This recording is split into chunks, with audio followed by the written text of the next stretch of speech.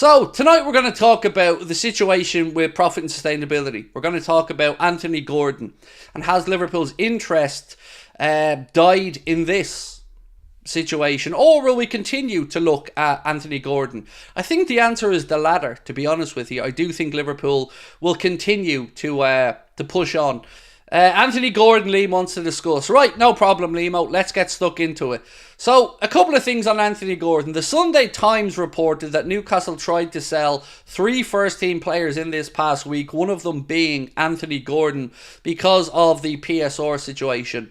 Now, however you dress this up, and it looks like he will be staying at Newcastle for the moment, you're going to have an unhappy player on your hands, because Anthony Gordon's no idiot. He's going to know that Newcastle were willing to throw him under the bus to free themselves up for PSR.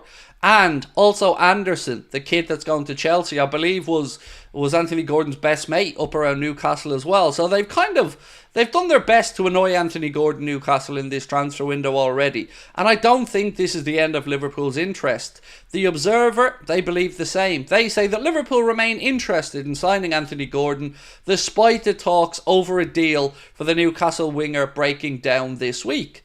And look, I've got to say, I think Liverpool did the right thing. If Newcastle only wanted a deal that potentially included Kwanzaa, it was the right thing to walk away from it, because obviously we don't want to lose Jarell Kwanzaa. We need to add to the centre-back area of the club, not take away from it. Newcastle don't need to sell Gordon anymore. They just made 68 million quid today. Yes, that's true, but I think we're ignoring another big aspect of that.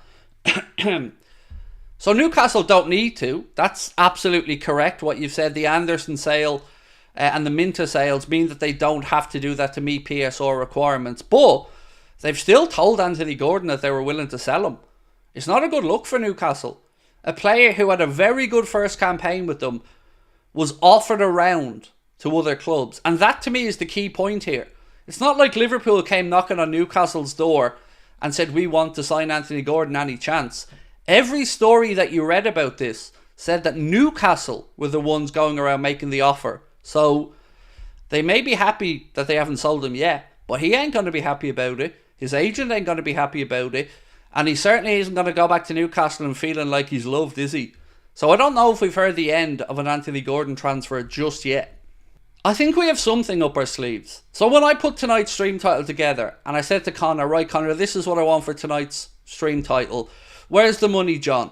And Connor turned round to me fairly and said, I thought you weren't going negative. I thought that the plan was that we don't go negative and we try to be positive this summer. And I said to him, I am. I'm asking the question, but I'm not going to come on and rant about it because there is time. But my problem is I don't have belief in the owners, sorry. And I do think we've got the best team in place now to make the right transfer decisions. And again, it'll be a waste if we don't utilise them. So there's nothing wrong with FSG looking at our new coach, Arne Slot, and saying that he's a coach that can improve players, that can coach players up to the academy. There's nothing wrong with that, but it can't be the only option. We do have to have that ability to go out into the transfer market and spend like a big club. And I do believe this summer we're going to get that one transfer that will make us all a little bit surprised. And maybe it is Anthony Gordon. Maybe that continues. But I understood Anthony Gordon from the context of the PSR needs of Newcastle.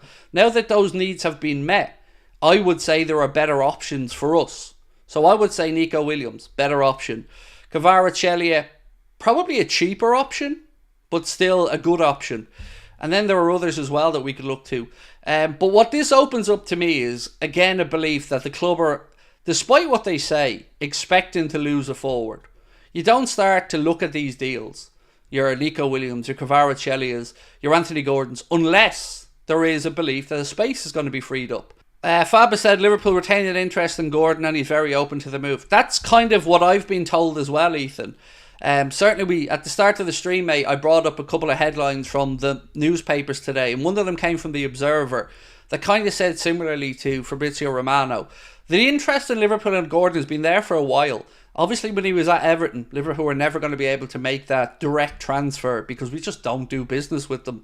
So now that he's at Newcastle and he's been thrown under the bus by Newcastle, yeah, I can see why he'd be open to the move. He is a Liverpool fan. I don't know if he's the right answer, but he's certainly He's certainly worth the conversation for me, Anthony Gordon. So Fabrizio Romano, as per somebody said on the Here We Go podcast, said Liverpool do retain an interest in Anthony Gordon. The player was very open to the situation. Look, that's okay, and I wouldn't take that Newcastle fans as a sign of disrespect either. You know, Gordon is from Liverpool. He grew up a Liverpool fan.